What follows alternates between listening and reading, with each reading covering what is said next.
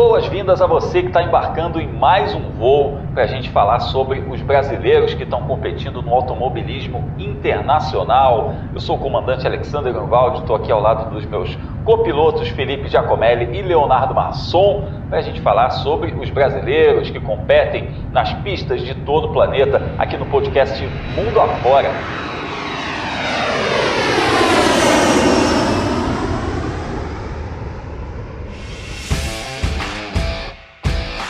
Essa é a nossa edição número 52 e a gente lembra que esse aqui é um voo muito importante porque a gente vai passar por dois templos do automobilismo mundial, então fique atento aí à sua janelinha porque vem coisa boa por aí. Eu lembro que o podcast Mundo Afora é um conteúdo associado ao site F1 Mania e eu já convido você a acompanhar as notícias lá no site f1mania.net, também seguir nas redes sociais, é só procurar por site F1 Mania no Twitter, no Instagram, no Facebook, para você ficar por dentro de todas as notícias relacionadas aos nossos representantes mundo afora. Semana de corrida boa que passou, semana de corrida boa que vem.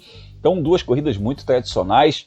A gente teve GP de Mônaco de Fórmula 1 com as categorias de base, incluindo aí a Fórmula 2 competindo junto, e a gente vai ter 500 milhas de Indianápolis. É o mês de maio, né, amigos? O mês de maio recheado de corridas clássicas. E como é semana de Indy 500, eu chamo o Leonardo Masson, que está aí acompanhando todos os treinos, os preparativos, as classificatórias para essa edição, que é a número 105 da Indy 500.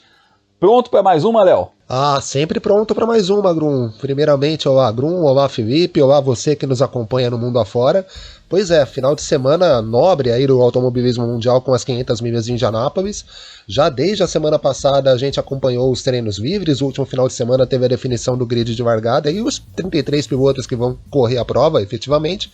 E a gente vai falar bastante não só desses 33, mas especialmente dos brasileiros que vão correr, Grum. É isso aí, porque a gente tem os 3 brasileiros em boa situação, todos eles largando nas 5 primeiras filas, inclusive 2 deles foram para o Fast 9, que é aquela fase aí da disputa da pole position, e o Pietro Fittipaldi, que é o terceiro brasileiro fazendo sua estreia, vai ser o melhor estreante no grid, vamos falar sobre isso. E Felipe Giacomelli, já que a gente falou de Indianápolis, vamos falar também de Mônaco, porque o seu xará Felipe Drugovich desencantou nesse campeonato, né? Ele vinha de uma etapa um pouco complicada lá no Bahrein, mas em Mônaco foi aquela exibição de gala. Fala, Grum, fala, Léo. Olha só, antes de Mônaco, Felipe Drugovich tinha 2 pontos no campeonato. Aí sabe o que aconteceu em Mônaco? Ele conquistou mais 2. Só que agora foram 2 pódios. Foi um segundo lugar na primeira corrida. Ele conseguiu ganhar 6 posições em uma pista em que é praticamente impossível de ultrapassar na corrida principal realizada no sábado. A gente vai falar com detalhes como foi o desempenho dele e dos outros brasileiros que estiveram lá por Mônaco. É isso aí, conquistou boas posições, incluindo um passão por fora que está lá nas redes sociais do Felipe Drugovich. Acompanha lá, @Felipe Drugovich, você vê o passão dele por fora na saída do túnel em Mônaco, sobre um cara que ganhou muitas corridas no ano passado, que é um dos concorrentes ao título também. A gente está muito bem representado rumo à Fórmula 1. E falando em rumo à Fórmula 1, eu lembro que a gente ainda vai falar de Fórmula 3 britânica, ainda tem NASCAR, ainda tem muitos outros assuntos aqui para a gente debater nessa edição número 52 do podcast Mundo Afora. Então vamos nessa, aperta os cintos, é hora da gente decolar.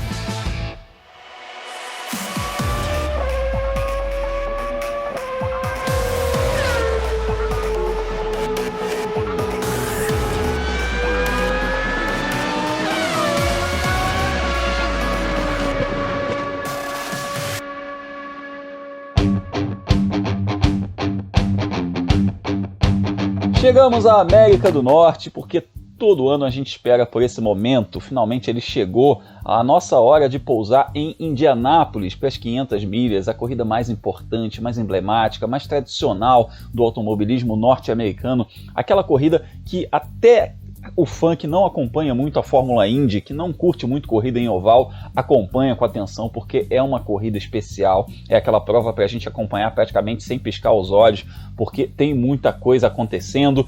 Essa é a edição número 105 da corrida, e que acontece desde 1911, uma corrida tradicionalíssima que só parou aí realmente nos períodos das grandes guerras mundiais, e nesse ano o Brasil está bem representado. A gente tem 3 representantes, né? Hélio Castro Neves e Tony Kanaan, que são 2 pilotos que já venceram essa prova, e o Pietro Fittipaldi, que é um piloto estreante.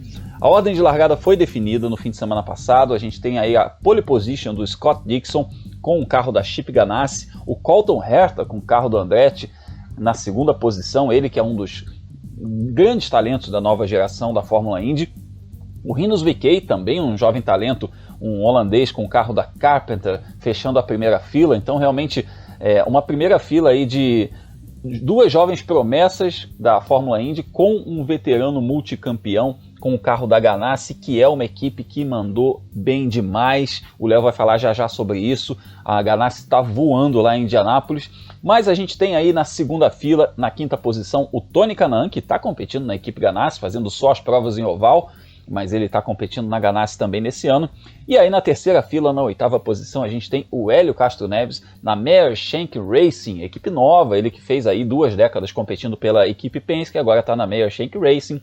E o Pietro Fittipaldi com a equipe Dale Coyne, que se classificou na 13ª posição. A gente vai ouvir todos os pilotos brasileiros aqui nesse episódio, você vai ficar sabendo deles, o que eles estão achando sobre essa classificação, né, a expectativa deles para essa prova. Mas antes de tudo, eu vou pedir para o nosso querido Leonardo Masson falar um pouco sobre essa definição do grid, porque o Léo acompanhou tudo aí para o site F1mania, para as plataformas digitais da revista Racing, todos os treinos livres, o classificatório, a Superpole.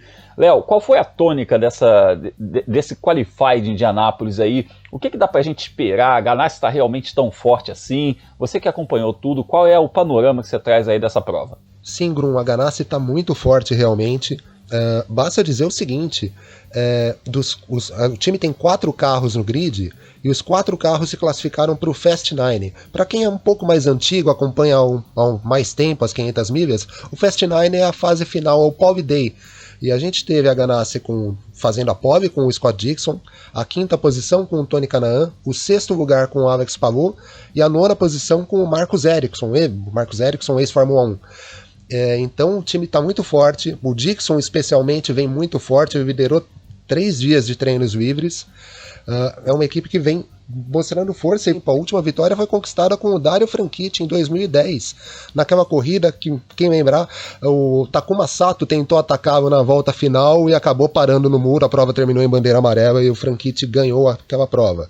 Não deu a impressão que seria assim, Grum. No primeiro dia de treinos, quem mostrou força, com perdão do trocadilho, foi o Will Power, da Penske. Não é só força de vontade, né? A força mesmo de competitividade, né? Competitividade, mas acabou ali, viu, Grum? A Penske fez uma semana terrível. A classificação da Penske foi muito complicada, tanto é que o Scott McLaughlin, que é o piloto novato da equipe, foi quem conseguiu a melhor posição e vai largar na 17ª colocação. O Will Power, que liderou a segunda-feira de treinos, precisou passar pelo Bump Day para se classificar, vai largar na 32ª colocação. Então, muitos dizem, né, em Indianápolis nos últimos anos a gente tem visto os carros que são equipados com motor Honda tendo um desempenho melhor em relação aos motores Chevrolet, e a Penske é uma das equipes que usa motor Chevrolet, mas a gente não espera nunca uma Penske brigando, né, se classificando tão mal, ainda que ela tenha trabalhado mais no acerto de corrida, a gente não espera que uma equipe do tamanho da Penske, com a tradição que a Penske tem, literalmente a dona da casa, né, a Fórmula Indy hoje pertence ao Roger Penske, andar tão mal e, pior do que isso, ter piloto passando pelo Bump Day para conseguir se garantir no grid. Então vamos ver o que eles aprontam para a corrida. E é muito interessante a gente observar, nesse momento em que a gente falou da Penske mal, né, Felipe, que o Hélio Castro Neves, depois de 20 anos andando na Penske, fez um movimento de carreira aí, mudou para uma equipe nova. A gente fala, pô, o que vai ser, né? O cara que ganhou 3 vezes as 500 milhas de Indianápolis e tudo mais, o que vai ser dele? E aí, de repente, o cara numa equipe nova, na primeira participação dele nesse ano, coloca o carro no Pole Day, no Fast 9, né? Enquanto a Penske tá lá atrás. O mundo realmente dá voltas, né? O Elinho tá numa situação diferente, evidentemente, né? Não é a mesma estrutura, tudo que ele foi acostumado, mas dá uma esperança dessa 4ª vitória, de certa forma. O Grum, eu tava achando até que o Hélio Castro Neves ia conseguir brigar, de repente, pela pole, né? A Ganassi estava um pouquinho mais forte no domingo, mas 8º lugar, a gente sabe que 500 milhas é uma corrida muito longa e o Castro Neves tem experiência de sobra, né? São 3 vitórias, mais de 20 participações nessa corrida, então se alguém conhece Indianápolis é ele. Mas você falou sobre o término, né, entre o Castro Neves e a Penske depois de 20 anos. Fiquei lembrando daquelas competiçõezinhas bobas, né, de pessoas quando terminam um relacionamento que um sempre quer estar melhor que o ex, né? E é um pouco o caso entre o Castro Neves e a Penske. A Penske começou o ano forte, apesar de ela não ter ganhado na Indy, então parecia que ia ser mais não um passeio, mas um campeonato bastante competitivo por parte do Neil Garden ali, que lutou por vitória no Texas. De repente até o Scott McLaughlin também já tem uma segunda colocação obtida nesse ano, mas chegou em Indianápolis, na Indianápolis, que é a corrida que todo mundo quer ganhar, e aí quem se deu melhor foi o Castro Neves, né? Equipe nova, casamento bem, entre aspas, novo, e largando da 8ª colocação. Eu queria só fazer um parênteses, porque quando a gente estava falando da Ganassi mais cedo, esse jejum de 2010, né, até hoje não ter ganhado de novo, o Scott Dixon mesmo só ganhou uma vez em Indianápolis até hoje, ele é um dos maiores vencedores da história da Indy. A Ganassi construiu essa equipe de 4 carros com o Palou, e principalmente com a chegada do Tony Kanaan para dividir o carro 48, com o objetivo de ganhar Indianápolis.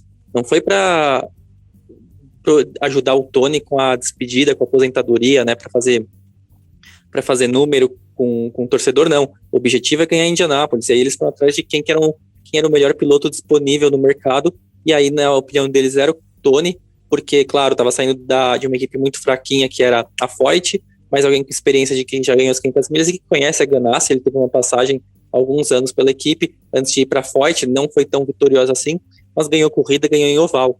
E aí, ao mesmo tempo, a Meyer Shank também trouxe um piloto que é experiente em Indianápolis, que serve também para motivar, e motivar também no sentido de dividir conhecimento com o Jack Harvey, que é o piloto em que eles apostam muito. Então são duas equipes que trabalharam para estar brigando pela vitória, brigando por bons resultados, trazendo um piloto veterano que conhece muito de Indianápolis, enquanto a gente vê que a Penske preferiu trazer um novato, né, o Scott McLaughlin. Acho que ele tem muito talento e a contratação dele vai ser mais do que justificada, mas os outros 3 pilotos, eles vivem muito altos e baixos, né, não tem uma âncora assim para que aquele piloto da Penske tem que sempre estar brigando, né. O Joseph Newgarden talvez seja quem menos erre, mas falta um pouco a consistência, e aí pode ser que com o equipamento da Chevrolet não ajudando, não empurrando tanto assim, eles vão penar agora no domingo. Faz todo sentido, essas equipes são equipes muito consagradas e estão fazendo esse trabalho, inclusive a Meyer Shank, né, com um trabalho como uma equipe nova, trazer um cara como o Hélio também para ajudar nesse desenvolvimento. Faz todo sentido pensando aí no futuro, a Indy está trocando de geração, a gente está vendo jovens talentos, a primeira fila aí é uma prova disso, o Colton Herta e o Rinus VeeKay,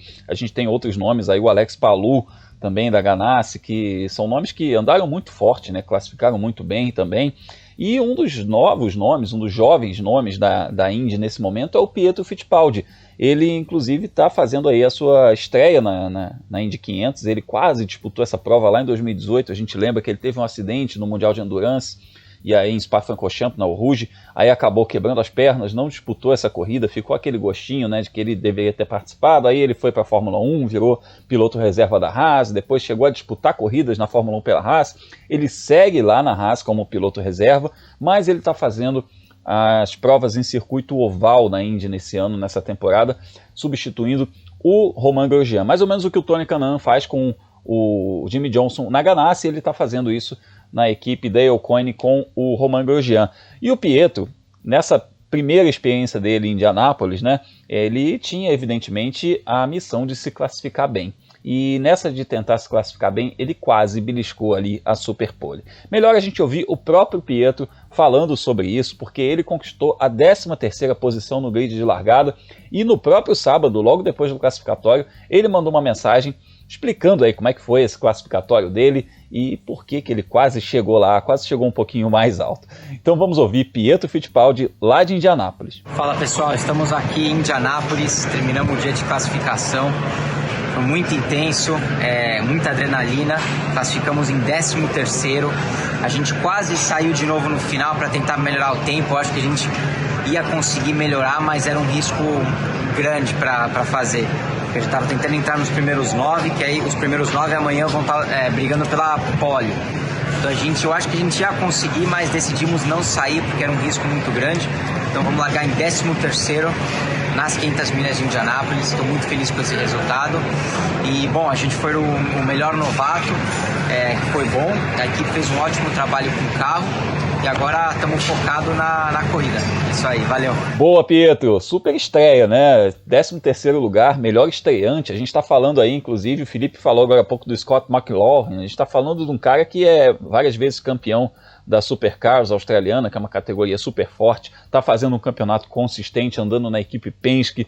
Então o Pietro também classificar como melhor estreante tem aí o seu valor, mas evidentemente, seja estreante ou não, você ficar nas 5 primeiras filas em Indianápolis, a gente lembra que são filas de 3 carros, né? Você ficar nas 5 primeiras filas, Léo, é um negócio que já ajuda muito na sua corrida, sem dúvida alguma, né? São 11 filas, são 33 carros, então você classificar lá depois da 20ª posição é um pelotão e tanto para você escalar, para você conseguir chegar ali naquela galera que briga de fato pela vitória. Eu sei que a Dale Coyne não é isso tudo como equipe também, não dá para comparar com uma Ganassi, com a Penske, né? Até com uma Andretti, mas o Pietro fez um belíssimo trabalho. E eu queria até que você comentasse essa coisa que ele falou, que ele quase arriscou, né, Léo? Você acompanhou todos esses treinos, talvez desse para ele classificar entre os 9 primeiros e brigar ali pela pole, né? Mas acabou no fim sendo uma decisão segura, né? Para garantir esse 13º lugar. Ah, sim, Grum. Quando a gente olha, né, a semana do Pietro, a impressão que a gente teve é que a classificação dele seria das mais complicadas. O Pietro andou durante 3 dos 4 dias abaixo do 20º lugar. Né? No primeiro dia dos treinos ele foi o 29º. Então, sabendo, lógico, a gente sabe que ele tem alguma experiência em oval, né, desde a época que ele corria nos Late Model, já disputou a própria Fórmula Indy, algumas etapas em oval, mas esse é um carro diferente, é a primeira vez dele correndo em Indianápolis. Então, quando começaram os treinos, a impressão que a gente tinha é que poderia acontecer ele largar um pouco mais para trás. De repente chegou o sábado e se manteve durante muito tempo da sessão entre os 9 primeiros. Acabou que ele desceu de posição mais para o final, né, conforme os últimos pilotos foram entrando na pista, ele acabou descendo para o 13º lugar. Você citou e o Pietro comentou aí que a equipe pensou em arriscar uma segunda saída dele no sábado. E da forma que ele diz, até leva a crer que ele ameaçou descartar o tempo que ele já tinha para se colocar entre os 9. E aí cabe uma explicação. Todos os pilotos partem para uma sequência de 4 voltas rápidas, né, e marcam seus tempos. E há a opção dos pilotos tentarem novas sequências durante o sábado. A sessão do sábado dura 6 horas. Para isso você tem 2 filas. Você tem a chamada fila longa, onde você não tem a prioridade, mas se você parte para uma volta e não consegue melhorar o seu tempo, você fica com o tempo que você tem. E você tem a fila rápida, que eles chamam, que é uma fila que você ganha a prioridade para sair para a pista, só que a partir do momento que você parte para a pista, você descarta o seu tempo. Se você piorar o seu tempo, você vai ficar com o tempo que você fez. Ou se bater também, você, né, acaba jogando fora seu tempo. Fica sem tempo e a pena para isso é você disputar o Bump Day no domingo. Você passa a ser ameaçado de não correr a prova. Pela fala do Pietro, dá a impressão que a Dale Coyne chegou a pensar em colocá-lo na linha rápida, né, na fila rápida, para tentar melhorar essa marca. No final das contas, a decisão tomada foi a mais consciente. O 13º lugar não é uma posição ruim de largada em Indianápolis, ainda mais considerando que é uma prova de 500 milhas, uma prova de 800 quilômetros, tem tempo para você conseguir avançar. E o 13º lugar permite aquilo que, pelo menos para mim, não sei para os colegas, é o objetivo da Dale Coyne, que é se colocar entre os 10 primeiros. Né? O grande objetivo da Dale Coyne é esse. Eu não imagino, tomara que eu esteja errado, mas eu não imagino a Dale Coyne brigando por vitória em Indianápolis. Então, se o Pietro na estreia dele conseguir um top 10, vai ser um resultado espetacular. Para um estreante conseguir um top 10 já é um resultado espetacular. A gente sabe que em 500 milhas é uma coisa muito complicado. Eu sempre falo isso, todo ano eu faço o mesmo tweet, né? Eu coloco lá no Twitter essa mesma frase, que são 3 corridas numa só. Você tem 150 voltas de uma corrida de endurance, a corrida tem 200, né? Você tem 150 voltas que é uma corrida de endurance, é aquela coisa, não tome volta, mantenha-se ali, né, no seu ritmo, economize equipamento, etc., não bata. Aí você vai para mais 40 voltas em que você precisa fazer a sua estratégia se pagar, e aí é o momento de você, de repente, ajustar uma parada de boxe, uma janela, alguma coisa assim, ou de repente tirar uma volta que você tomou, alguma coisa desse tipo, fazer a sua estratégia valer a pena. E as últimas 10 voltas que eu chamo de UFC, aquela história de, né, vamos pro arrisca tudo, e assim que o Sato bateu, por exemplo, nessa edição aí que você mencionou, que o Dixon ganhou, assim que muita coisa aconteceu. Eu lembro do ano que o Matheus Leite correu, que ele, estreante também, ficou muito tempo entre os 10 primeiros, estava ali brigando pelo 8º lugar, de repente chegou essa fase aí das 10 voltas finais e era trombada para todo lado. O Matheus teve um three wide ali que eu não sei como ele saiu e ele terminou em 13º, porque é isso. Precisa experiência para essa parte da corrida também, faz muita diferença, e os nossos brasileiros são muito experientes. O Pietro vai ser o 25º brasileiro a participar das 500 milhas de Indianápolis. Ele, inclusive, é o terceiro Fittipaldi, curiosamente, né? A gente teve o Emerson Fittipaldi, que foi o primeiro piloto brasileiro a competir na Indy 500 e ganhou 2 vezes, em 1989 e 1993.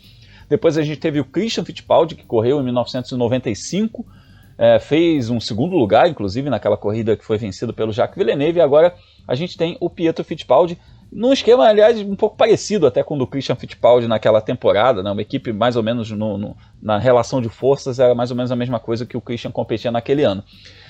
Mas a gente tem também pilotos com muita experiência nesse grid, que são o Hélio Castro Neves e o Tony Kanaan. A gente comentou aqui, o Hélio Castro Neves vai largar na 8ª posição e o Tony Kanaan largando em 5º. Então, vamos ouvir o Helinho, que está aí fazendo a sua estreia na Meyer Shank Racing, competindo aí nas 500 milhas de Indianápolis numa equipe nova.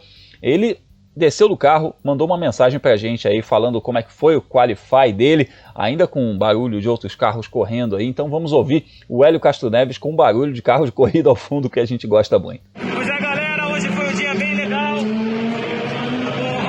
nosso objetivo de ficar entre os 9 primeiros foi o que aconteceu. Não tínhamos velocidade para tentar a pole position, mas o carro agora de final.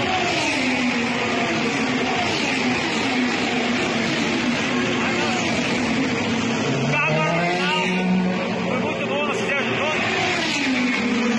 fizemos 2 long runs e o carro se comportou muito bem. Então, fizemos alguns pitstops, temos que melhorar um pouquinho, mas olha, foi muito positivo o dia hoje. Esse carro realmente hoje me deu uma confiança muito grande. Vamos ver agora para sexta-feira. E aí, a corrida. Vamos lá, gente. Valeu, Elinho. Vamos nessa. Estamos na torcida.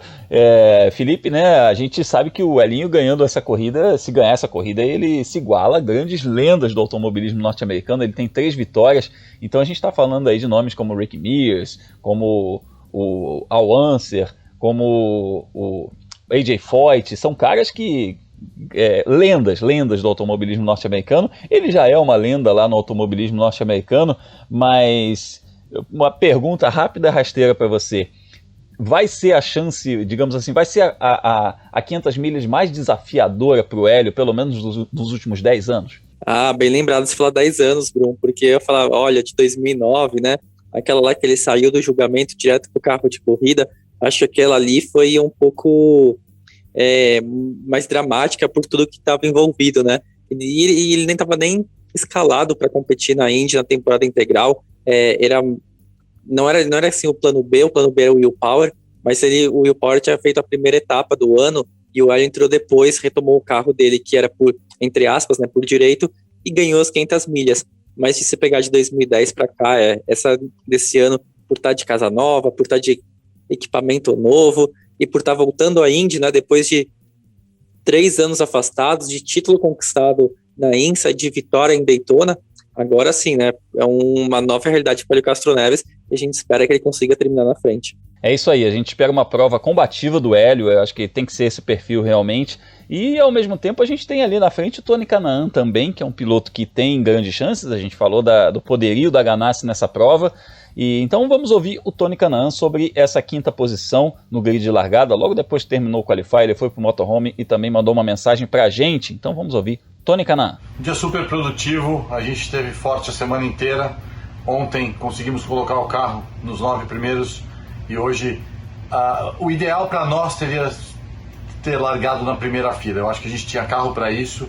A gente fez uma estratégia na equipe dos 4 carros, cada um usou um tipo de asa diferente. Eu podia ter sido um pouquinho mais agressivo, mas a gente optou por sair do jeito que está, e com isso custou para a gente a primeira fila, mas quinto lugar, segunda fila, um ano para mim extremamente positivo, depois dos anos que a gente teve com carros não muito bons. Estou super contente, acho que a gente tem muitas chances aí de trazer, quem sabe, uma vitória para o Brasil. É a minha segunda vitória. Agora é trabalhar essa semana, deixar os mecânicos trabalharem com os engenheiros, a gente já tem tudo acertadinho para a corrida, ver qual que vai ser a temperatura da corrida, escolher o que a gente vai querer de acerto para o carro e ver o que vai dar.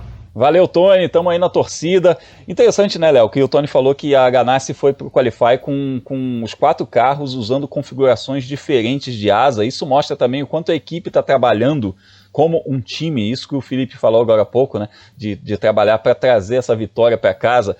Óbvio, tem o Dixon ali, né, é difícil.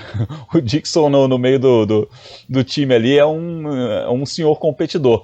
E eu coloco ali o Alex Palou também, esse jovem espanhol, como um grande valor. Ele, se eu tiver que apostar num novato ali para ser um possível vencedor, um cara que nunca venceu as 500 milhas, eu colocaria minhas fichas no Palou. Tem também o Pato Award, mas eu coloco o Palou aí como nome mais forte. Mas nunca dá para descartar Tony Kanaan, né? Ele tem uma relação mágica com Indianápolis. Ah, sim, Grum. O Tony, antes da vitória dele em 2013, que pelo menos na minha opinião foi a vez que ele entrou na corrida com menos chance de ganhar, ele bateu muito na trave, né? A gente já disse em outras edições do podcast, o Tony liderou mais que uma Indy 500 em número de voltas e não tinha ganho a corrida até aquele ano da KV Racing. Então ele é veterano, ele tem muita experiência, ele sabe comandar nesse oval de 2,5 milhas, então é um candidato à vitória, ainda mais defendendo a Ganassi. Você citou, né? Poxa, mas tem o Scott Dixon. Verdade, o Scott Dixon é o dono da casa, digamos assim, é o piloto principal da Ganassi, pelo menos desde a aposentadoria do Dario Franchitti. Mas eu imagino que o Dixon olhe para o Tony e fala, esse cara aqui ele pode ganhar de mim. Então o Tony entra entre os 3 brasileiros, eu acho de longe o que tem mais chances de vitória nessa edição. E como você disse, a Ganassi tem trabalhado muito como um time, isso que ele citou, cada piloto partiu com um acerto, ele diz, né, poderia ter sido um pouco mais agressivo, talvez até faturasse a pole se tivesse um acerto de asa mais agressivo para a classificação, mas de novo, é importante fazer a pole em Indianápolis? Mas ela não é tão determinante como a gente vai falar daqui a pouquinho da Fórmula 2 lá em Mônaco, né? Indianápolis é uma pista que dá muita troca de posição, você tem muita ultrapassagem por lá. Então largar na pole não é tão determinante assim. Lógico, largar de quinto é muito melhor do que largar que nem o Pietro vai largar em 13º, ou então que nem outros pilotos. Só para citar como exemplo, o Marco Andretti, que foi pole position no ano passado, vai sair da 29ª colocação. Né? Esse vai ter que fazer uma corrida de recuperação mesmo. Mas o Tony, ele parte numa condição muito boa. Vamos lembrar, assim como o Dixon, o Tony liderou treino durante a semana de treinos livres. Aliás, ganhou um troféu bem interessante, né? Um frasco de ketchup por liderar esse dia de treinos. Mas ele entra com uma chance boa, na minha opinião, Grum. Vamos ver como que ele vai desempenhar no domingo, mas se eu tivesse que apostar em vitória de brasileiro, seria no Tony. Realmente o Tony é o nome aí, o cara que tá largando, né, na melhor posição. Óbvio que o Elinho é um cara que tem 3 vitórias aí, nunca dá para ser descartado também, mas tem esse fator da equipe nova, o Pietro é um estreante, então a gente coloca aí mais fichas, digamos assim, no Tony Kanaan, que está competindo pela equipe Ganassi, e vai ser uma edição especialíssima da Indy 500. Eu gosto muito, eu sei que vocês gostam muito também, então reforçando largada nesse domingo ao meio-dia, transmissão da TV Cultura, com certeza vai ser mais uma corrida para ficar na história de Indianápolis. Então vamos nessa, vamos continuar viajando, porque agora a gente vai para a Europa falar sobre a molecada rumo à Fórmula 1.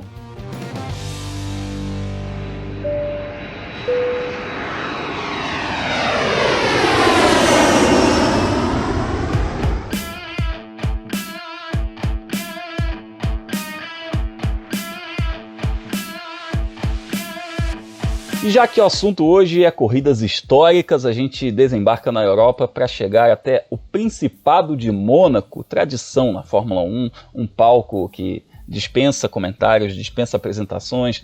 Todo mundo fala, nossa, mas Mônaco é anacrônico para a Fórmula 1, não tinha que ter uma corrida lá.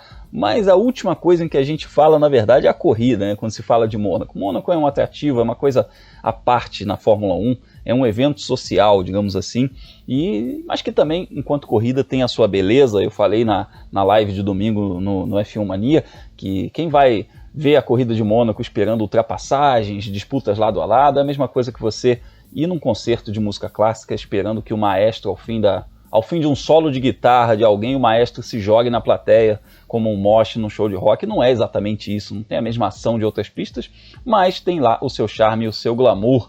E a gente teve, além da Fórmula 1, a gente teve a Fórmula 2 e a Fórmula Regional Europeia by Alpine competindo nesse fim de semana lá em Mônaco. Para a Fórmula 2 foi uma rodada tripla com um pódio em dose dupla para o nosso querido Filipe Drugovich.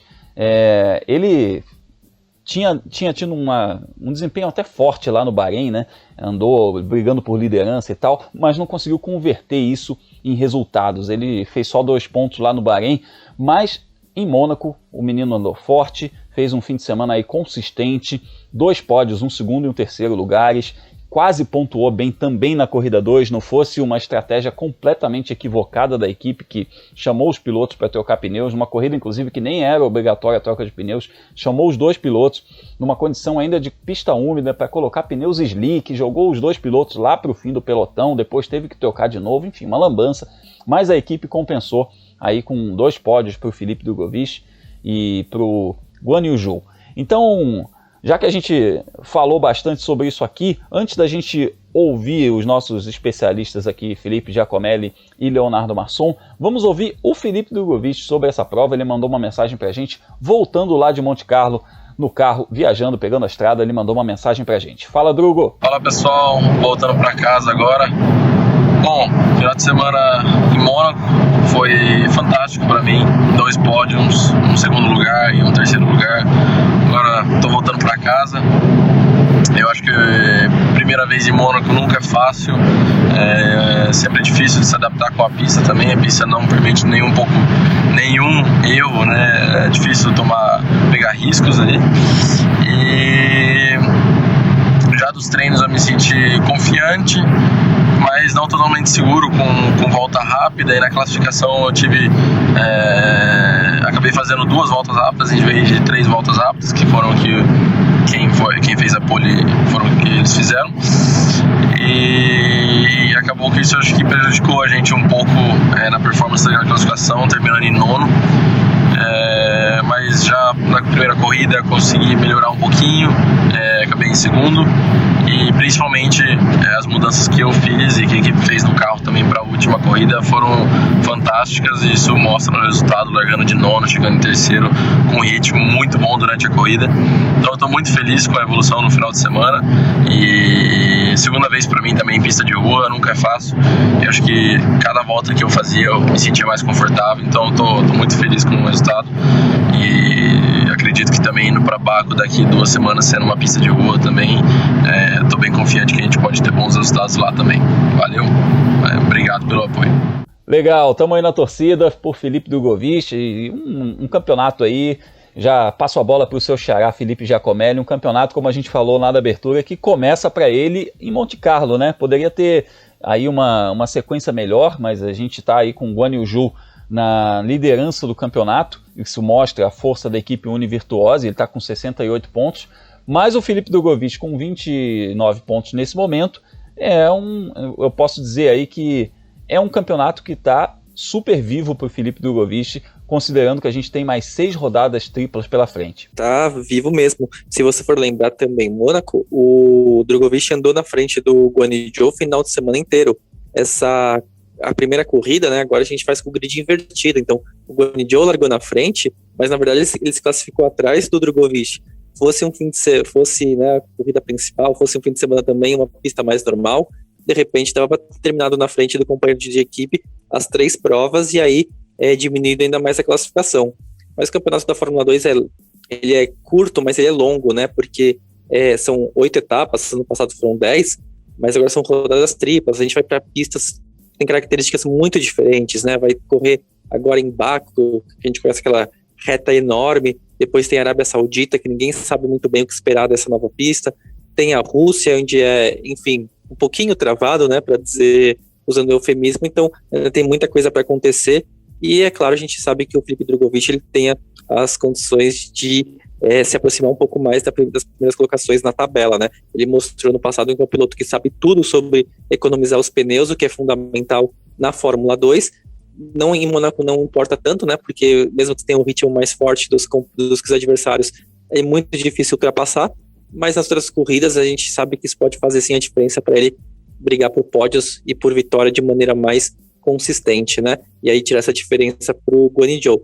Um detalhe engraçado que a gente vai pensar de Mônaco é que normalmente a equipe Univirtuosa ela se classifica muito bem, né? É uma equipe que, se você pegar de uns 3 anos para cá, metade das pole positions da Fórmula 2 foram conquistadas por algum piloto que defendeu a escuderia, né? O próprio Guan Yu Zhou, o Callum Ilott no ano passado, e esse ano a gente ainda está esperando a primeira pole do Drogovic. E aí em Mônaco, o que aconteceu? Eles ficaram lá atrás, né? Ficaram na 10ª colocação na primeira corrida, que aí na inversão do grid virou primeira fila, e aí eles passearam, né? Passearam o modo de falar, porque o Drogovic teve bastante trabalho com o Christian Lundgaard na primeira prova, mas para conseguir o bom resultado. E a gente esperava que na segunda corrida, né, na terceira corrida, que é agora com o grid principal, eles fossem sofrer um pouco mais porque estavam largando ali do meio do pelotão. E aconteceu completamente o contrário. O Drogovic fez a parada nos boxes muito rápido, porque a equipe deles tentou que a Mercedes tentou com o Lewis Hamilton, não deu certo, né? Que era tirar o Hamilton do tráfego e colocar ele com pista livre para ficar fazendo volta mais rápida, atrás de volta mais rápida. E aí, conforme os adversários forem parando nos boxes, ele herdar essas posições. O Hamilton deu azar, ou faltou combinar com o Gasly na Fórmula 1, mas no caso do Felipe Drogovic na Fórmula 2 deu muito certo, e conforme os pilotos iam voltando para a pista, ou eles já estavam atrás do Drogovic, ou estavam com pneu frio, em Mônaco demora muito para você esquentar o pneu, aí o Drogovic conseguiu ultrapassar e ganhar as posições necessárias para terminar no pódio. Agora a gente vai ver, né, que Baku a situação é oposta. É muito fácil ultrapassar por lá, e é muito fácil, de repente, até se envolver em acidente. E a gente espera que o Drogovic consiga manter o carro inteiro, né, final de semana todo. A gente espera, com certeza. Tem um fator aí nessa rodada de Mônaco, inclusive relacionado a isso que você falou de batidas e tal, que alguns competidores que são aí caras muito fortes para o campeonato não tiveram boas pontuações. A gente viu o Dan Ticktum, que foi o vencedor da corrida 2, fazendo uma besteira aí na corrida 3 também, tentou uma ultrapassagem por fora na rascaça e acabou abandonando. A gente viu outros pilotos, por exemplo, o Liam Lawson, que venceu e depois teve a vitória retirada porque estava com uma irregularidade no mapeamento do motor, então a vitória foi retirada. O próprio Lundgaard teve um fim de semana para esquecer, bateu, quebrou, teve um monte de problema também. Então, alguns competidores que poderiam ameaçar o Drogovic aí nesse crescimento dele na tabela também não tiveram boas pontuações. Apenas repassando aqui, na corrida 1 o pódio foi o Guan Yu Zhou, vencedor, Felipe Drogovic em segundo, e o Roy Nissany de Israel, com a equipe Dams em terceiro lugar. A corrida 2 foi vencida pelo neozelandês Dan Ticktum, com o Oscar Piastri em segundo lugar e o Juri Vips em terceiro. O Drogovic não pontuou, por conta disso que a gente falou, da estratégia equivocada da equipe dele. Já na terceira corrida, o Theo Pourchaire, francês de 17 anos, venceu a prova. Aliás, uma belíssima apresentação do Theo Pourchaire, grande revelação aí dos franceses, foi muito bem, ganhou essa corrida e foi muito legal ver a alegria desse menino, falando que ele já tinha assistido algumas vezes ao GP de Mônaco e tal, sonhava um dia estar lá e ganhou. E a segunda posição foi do Oscar Piastri e a terceira foi do Felipe Drogovic. O Guilherme Samaia e o Gianluca Petekoff não pontuaram ainda nesse campeonato e estão aí com 0 pontos, então eles não figuram aí na tabela de pontuação, mas o campeonato é liderado pelo Guan Yu Zhou com 68 pontos, o Piastri vem em segundo com 52, o Theo Pourchaire com essa vitória subiu bastante, tem 47, o Felipe Drogovic é o sétimo com 29, mas está aí a menos de 10 pontos do quarto colocado, que é o Dan Ticktum, que tem 38 pontos. Falando inclusive sobre Petekoff e Samaia, a gente sempre grava nas noites de terça-feira, então a gente está gravando aqui no momento em que pinta um rumor, ainda não é notícia, no momento é rumor, de que a temporada do Gianluca Petekoff estaria ameaçada, Léo. E de fato faz sentido se a gente pensar primeiro no salto que ele deu e no problema de patrocínio que ele vem sofrendo. Então é um rumor que, podemos dizer assim, tem fundamento. E esse fim de semana difícil do do Petekoff lá, com batida, com punição, com um monte de coisa, não contribuiu muito, né? Ele abandonou aí as provas, não fez boas apresentações e está realmente pagando o preço por esse salto muito grande que ele deu, aí, mais que o dobro de cavalaria do que ele estava acostumado da categoria que ele foi campeão no ano passado. Grum, ele foi obrigado a apostar alto nessa temporada da Fórmula 2, né? Por conta... É aquilo, por um lado, o ideal seria ele disputar a Fórmula 3. Só que ele não tem o patrocínio, como você disse, e a oportunidade que surgiu na Fórmula 2. Então ele tinha que fazer essa aposta forçosamente. Era ou isso ou ficar a pé na temporada. E infelizmente os resultados não vêm ajudando. O desempenho dele em Mônaco foi ruim, infelizmente, mas também foi ruim porque ele não teve tempo de participar do treino livre. Logo no início do treino livre da Fórmula 2, ainda na quinta-feira, ele sofreu um estouro de motor. Aliás, uma imagem até que lembra ali a Fórmula 1 dos anos 90. Né? Aqueles clássicos dos anos 90, né, da Peugeot com a McLaren. Exato. Soltou fumaça para todo lado lá. A sessão foi paralisada, inclusive. E aí a gente soma os fatores. Ele não tem tanta experiência assim com o carro. Também não tinha tanta experiência assim com o circuito de Mônaco, que é um circuito muito difícil. A Fórmula 2 ela realiza um treino livre no final de semana. Então, sem conhecer o carro, sem conhecer a pista e sem ter tempo para treinar, era quase certo que ele não conseguiria bons resultados. O que a gente viu foi o Petekoff sofrendo 2 acidentes em 2 corridas e terminando muito atrás na única prova que ele conseguiu terminar, né? Ele foi 16º colocado, mas muito por conta de outros pilotos que abandonaram a prova. Infelizmente a gente não deseja que isso aconteça, mas não era tão difícil a gente imaginar que o Gianluca fosse ter um aprendizado mais difícil por conta do salto que ele deu. E a questão de patrocínio vem pegando, né? A Campos ele precisa ter patrocínio para continuar, para completar a temporada, e esse patrocínio precisa vir logo. Há quem diga, e novamente, né, rumor, não é uma informação, que a vaga dele estaria ameaçada já para a próxima etapa lá no Azerbaijão, lá em Baku. Então a gente torce primeiro para que isso não seja verdade, mas também para que o Gianluca consiga algum patrocínio, ainda que pontual, para que ele possa terminar a temporada. É importante, mesmo andando atrás, é muito o que a gente dizia do Samaia na temporada passada. Mesmo andando lá atrás, é legal que ele tenha essa temporada completa para pegar a mão do carro, conhecer o ambiente, não só o ambiente da Fórmula 2, mas o ambiente da Fórmula 1, já que a categoria faz as suas corridas, né, faz as suas etapas junto com a Fórmula 1, para que de repente, caso ele consiga completar essa temporada e consiga um patrocinador que lhe garanta uma sequência de carreira, de repente estar no grid para continuar com esse projeto de Fórmula 1 que ele tem. Vale lembrar, o Petekoff é o atual campeão da Fórmula Regional Europeia e ele já tem a pontuação necessária para a superlicença, então não é qualquer piloto.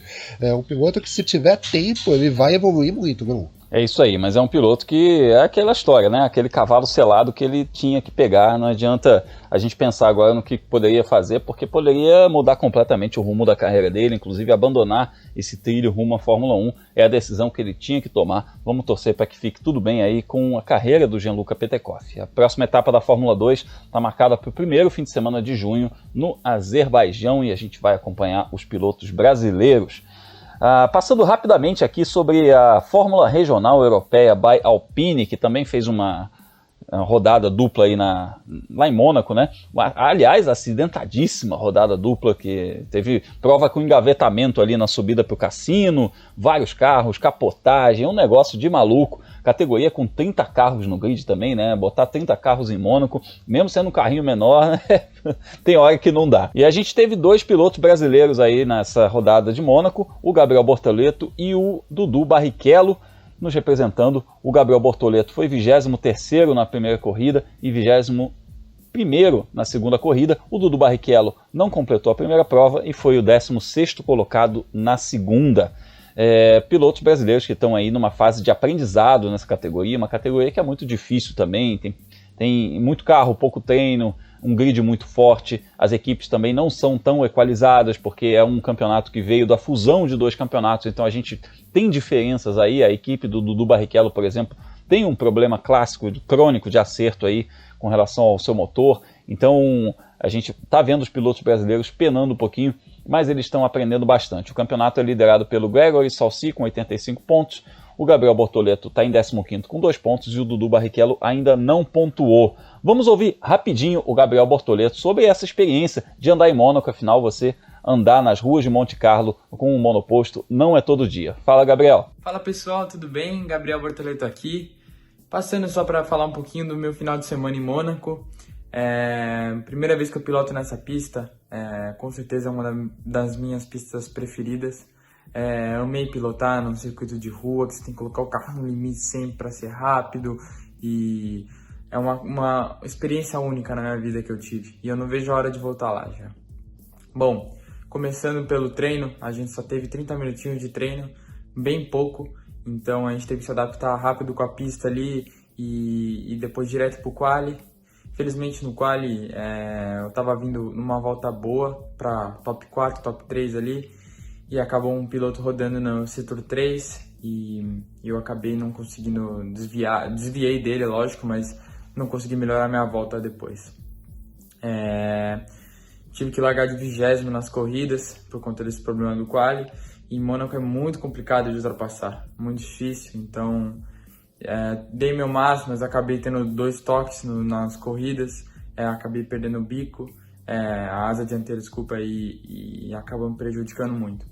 Mas a gente mostrou velocidade, na corrida 1 eu fiz a 3ª melhor volta da corrida, bem próxima do piloto mais rápido, então eu fiquei contente que o carro estava lá, eu também estava bem na pista. Felizmente o quali acabou ferrando tudo, mas corrida é assim mesmo, né? Obrigado a todo mundo que acompanhou, e vamos lá que essa semana tem Paul Ricard. Abração. Boa! A gente está de olho aí nos pilotos brasileiros nas categorias de base rumo à Fórmula 1, e a gente fala rapidinho também sobre a Fórmula 3 britânica, dando pulinho lá na Inglaterra, no circuito de Brands Hatch, uma pista apertadinha também, já estive lá, é um circuito que quando eu estive lá eu não consegui acreditar que um dia a Fórmula 1 já correu por lá.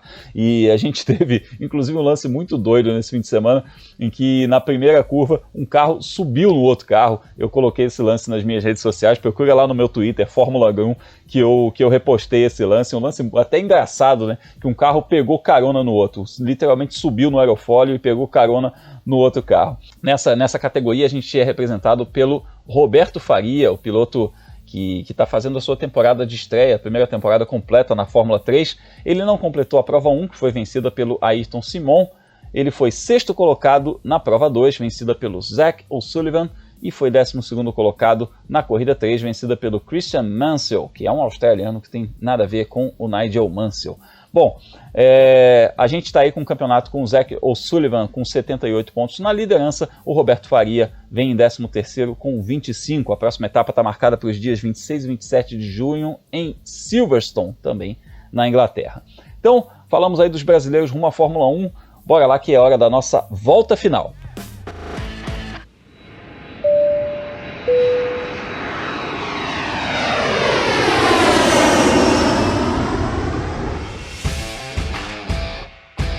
Começamos a nossa volta final pela Terra do Sol Nascente, Japão, porque rolou 24 horas de Fuji. A gente fala bastante aí sobre as corridas de 24 horas por aqui, né? Já falamos sobre 24 horas de Spa, 24 horas de Nürburgring, 24 horas de Daytona, evidentemente 24 horas de Le Mans, mas também temos as 24 horas de Fuji, uma corrida muito tradicional lá no Oriente, e nesse ano nós fomos representados por ele, sempre ele, João Paulo de Oliveira, o nosso maior representante no automobilismo japonês em todos os tempos. Ele competiu com uma BMW e foi o 2º colocado nessa prova aí na classe GT4. Ele correu ao lado do Tomohide Yamaguchi, do Seiji Hara e do Yuya Sakamoto. A vitória ficou com o quarteto da Mercedes, Hyundai Yoshida, Hideki Yamauchi, Togo Suganami e Ryu Ogawai. Então é curioso, né? Os 2 carros alemães vencendo aí no automobilismo japonês, Mercedes em primeiro, BMW em segundo. João Paulo de Oliveira, que compete regularmente no Super GT japonês, na categoria GT300. A gente fala dele por aqui, obviamente, porque ele é o atual campeão dessa categoria. Ele já venceu Fórmula 3 japonesa, já venceu a Super Fórmula, campeão do Super GT, e está aí brigando pelo bicampeonato dentro do Super GT, e a gente está de olho no que o JP está fazendo lá no Japão. A gente parte do Japão para os Estados Unidos, porque Nelson Piquet Jr., Nelsinho Piquet e Sérgio Gimenez competiram no Lamborghini Super Troféu. Pois é, aquela categoria que o Gimenez fez algumas provas no ano passado, né? Que a gente tem outros pilotos brasileiros aí tentando carreira no Endurance. São corridas que não são exatamente corridas de Endurance, mas são corridas um pouco mais longas, com troca de piloto. E o Nelson Piquet e o Sérgio Gimenez competiram lá em dupla no Circuito das Américas como preliminar da NASCAR, né? Eles competiram aí no Lamborghini Super Troféu.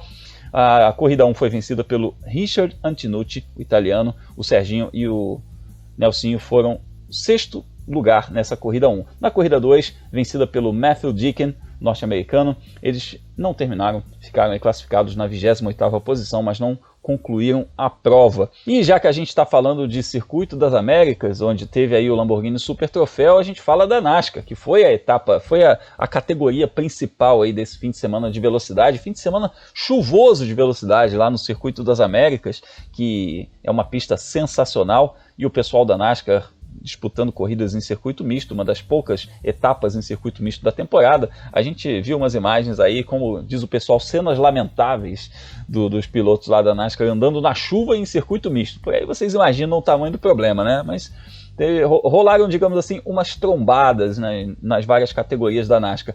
E na categoria que é a NASCAR Xfinity Series, que é a segunda divisão nacional da NASCAR, a gente teve a participação do Miguel Paludo, que é um piloto muito bom piloto, anda bastante em circuito misto, sabe, é do ramo, muitas vezes campeão da Porsche Cup Brasil, andou muito bem novamente. Ele que na primeira etapa que ele disputou nesse ano, ele fez uma escalada, saiu da 35ª posição para terminar em 7º, dessa vez também estava andando no top 10, chegou a andar em 4º lugar, mas infelizmente teve que abandonar a prova depois de um problema na transmissão. Ele mandou uma mensagem para a gente contando como é que foi essa prova.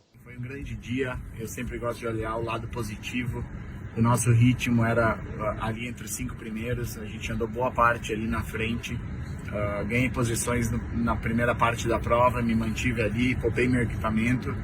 Infelizmente o eixo da transmissão se soltou naquela hora que deu problema, não deu nenhum aviso. O único aviso foi que no final do primeiro estágio saiu uma fumaça do meu carro e parou. E a gente achou que era um pneu raspando no paralama, que eu tive um contato numa relargada, mas acabou não sendo isso. Acho que a transmissão já vinha com problema ali. Eu não errei nenhuma marcha, nada, foi uma coisa interna, um componente interno que travou e fez com que o eixo de transmissão se deslocasse ali da transmissão e fizesse com que a gente abandonasse. Acho que eu fiquei muito feliz com o resultado, muito feliz com o ritmo como um todo. A equipe fez um excelente trabalho, mexemos no carro do primeiro para o segundo estágio e melhorou ainda mais, tanto é que a gente estava andando ali na frente. Então, foco agora na Porsche Cup semana que vem, 2 corridas, início do campeonato, e daqui 15 dias de novo na NASCAR em Mid-Ohio. Agradeço a todos vocês pela torcida, pelo apoio, e vamos para a próxima. Valeu! Valeu, Miguel, a gente está na torcida por você aí na próxima etapa da NASCAR Xfinity Series. O vencedor dessa prova foi o Kyle Busch. O Paludo vai voltar a participar na etapa de Mid-Ohio em 5 de junho. Léo, você acompanhou essa prova, bateu na trave, né? Podemos dizer assim, a gente chegou a sonhar com um resultado melhor aí para o Miguel, mas infelizmente veio essa quebra, um imprevisto, mas o Miguel mais uma vez mostrando força no automobilismo norte-americano. A gente chegou a ficar naquela coisa, né? Pensar, será, né? Será que a primeira vitória do Miguel vem hoje? Acabou que não aconteceu, né? Ele teve essa quebra, esse problema na transmissão, né? Um problema no câmbio que tirou ele da corrida. Mas assim como a gente viu lá em Daytona, na corrida do misto, né? Ele largou em 15º, teve muito cuidado no começo da prova, ele foi, né? Até a equipe de transmissão citou que ele só atacava na boa, né? Ele partia para ultrapassagem no melhor momento mesmo, como a gente acostumou a ver o Miguel aqui na Porsche Cup, né? É uma característica dele, né? Quando ele vai para definir de uma vez. E acabou que ele usou uma estratégia de parar no box antes do encerramento do primeiro segmento da prova, e isso fez com que ele relargasse para o segundo segmento na 4ª posição. Ele até teve uma briga ali com o Kyle Busch, os dois trocaram tinta em determinado momento, mas foi muito bacana. Ele se manteve ali em quarto, quinto, no momento da quebra ele era o sexto colocado, e dá pra gente imaginar que ele poderia sim brigar até um pouco mais na frente, talvez até pela vitória, Grum. Foi mais uma boa apresentação dele, que agora começa uma maratona, né? Ele sai dos Estados Unidos, corre nessa semana na Porsche Cup e volta para a disputa da prova lá em Mid-Ohio, que vai ser a última dele na temporada da NASCAR desse ano. Vamos ver o que ele faz aí nessa sequência. E você vai estar de olho em tudo aí pelas redes sociais também, né, Léo? Vamos estar de olho sim, acompanhar tanto para a F1 Mania quanto para Racing, tanto aqui contigo, né, para a gente se informar para o podcast e também para o Fórmula Grum, seu canal no YouTube, através das redes sociais. Quem quiser me acompanhar, procura por Leonardo Marçom no Twitter, no Facebook, no Instagram. A gente está falando bastante lá, não só de automobilismo. Esse final de semana teve a decisão do Campeonato Paulista, o meu time foi campeão, então a gente está feliz também por conta disso, mas a gente usa para divulgar o trabalho e falar bastante de automobilismo também, Grum. É o famoso empolgou. Tá certo. Mas tá certo. Hoje pode, né? Vamos dizer assim, agora pode.